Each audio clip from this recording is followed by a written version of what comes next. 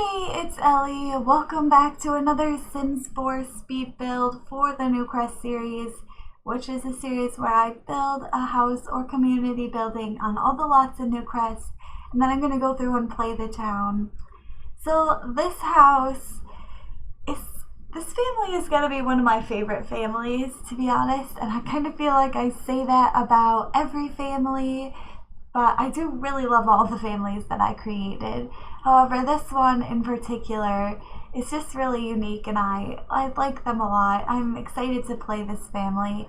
So you might have noticed from the title, this house is a 3-generational house, which means there's 3 generations of a family living under the same roof. It's pretty wild, to be honest. There's a lot going on in this family and in this house, so I guess I'll just jump right into it. So you've got Kyle, who is sort of the central figure of this house and probably the easiest way I can explain everyone's relationship. So he married Molly, and together the two of them decided to start a family. So they had a little girl who is a child now, and they just recently had another baby boy who is a toddler at this point. But in the beginning, when he was just a baby, they decided it was time to buy a big house and get a house where they could have plenty of room to grow their family and not worry about ever running out of space or anything like that. It's not the most expensive house in the world. I can't actually remember what it came out to total, but it's not in the richer neighborhood of Newcrest. It's actually in the poor neighborhood, so they're going to be in the neighborhood with the not so expensive houses overall. Anyway, so they bought this house and it was working out really well. They had plenty of space. It was the perfect little home to let their children grow up with and start their family and even expand it if they wanted to, which I'm not sure if I'm planning to do in the Let's Play, but maybe they were planning to at one point. We'll see how it goes. So they get their house, they are all settled in, and then disaster struck their family. Kyle's father passes away, and that leaves his mother, May, alone, not able to fend for herself at all. She is an elderly woman. She doesn't have a job anymore, so she doesn't really have any way to support herself. So Kyle, being the nice guy that he is, invites his mother to live with them. So now you've got Grandma in the house with the kids and Kyle, and that actually doesn't turn out to be too bad.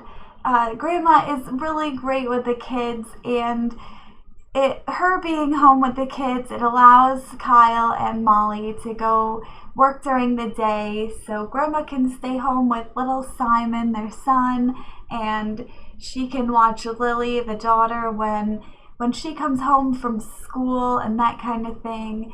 So Grandma's actually been a really big help in the house, and besides that little mishap, things were going nicely again. They still had enough space in their house that didn't feel so cramped. Yeah, all was good until Kyle's sister called him up and told him that she flunked out of college, she didn't have a job or any way to support herself living on her own. So of course, again, Kyle is a nice guy, so he invited his sister to live with them at their house now, as well as his mother. He and his sister don't have the best relationship. Kyle is a pretty hardworking guy, where his sister is more relaxed. I mean, she just flunked out of college, and Kyle is very disapproving of that. His sister, whose name is Sabrina, by the way, Sabrina, she's decided to become an author, so obviously she's not going to be making much money at the beginning. It's going to be quite a while before she's able to move out and live on her own. But even though Kyle thinks his sister is really lazy and not that determined to succeed, he still lets her live there because he couldn't bear to see her just out on the streets and not able to have a nice home. Plus, his mother would never forgive him if he didn't let his sister live there with them.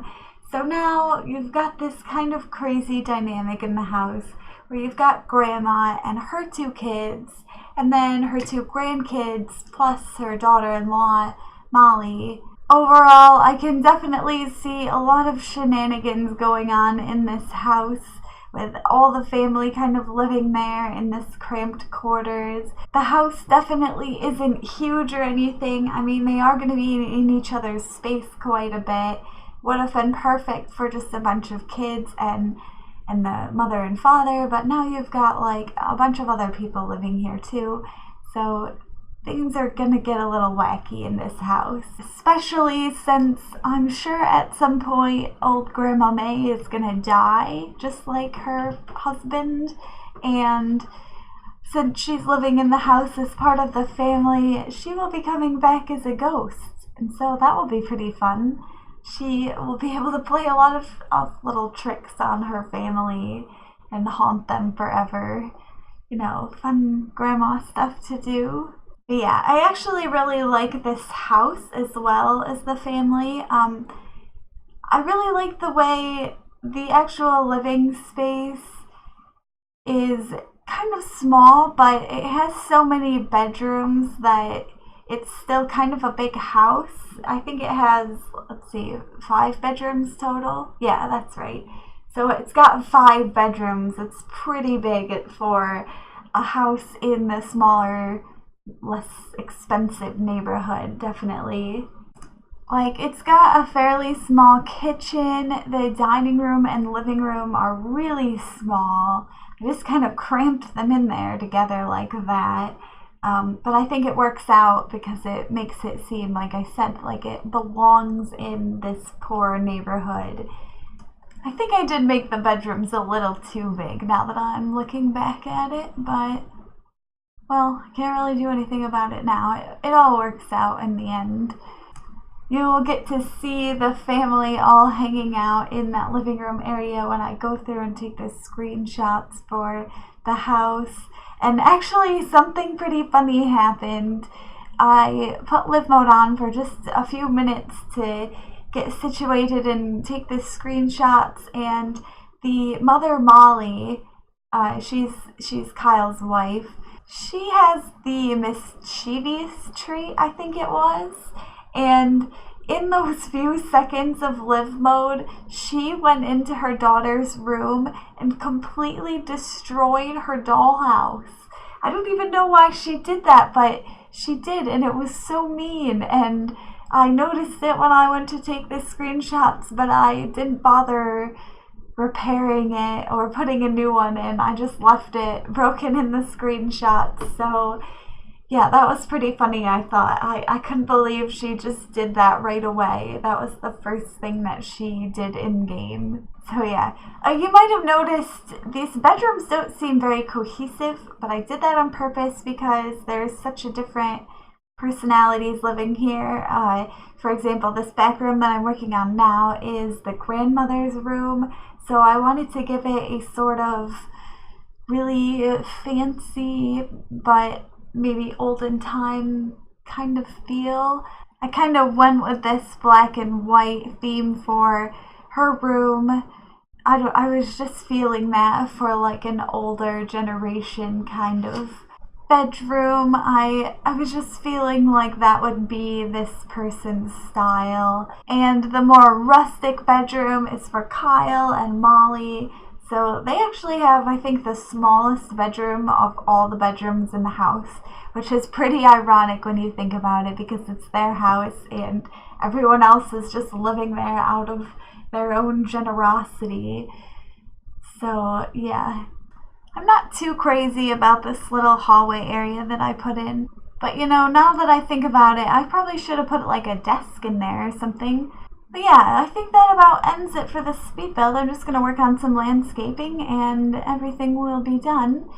So I hope you enjoyed this video. If you did, make sure to give it a like and subscribe to my channel because I post Sims videos every Friday and Saturday.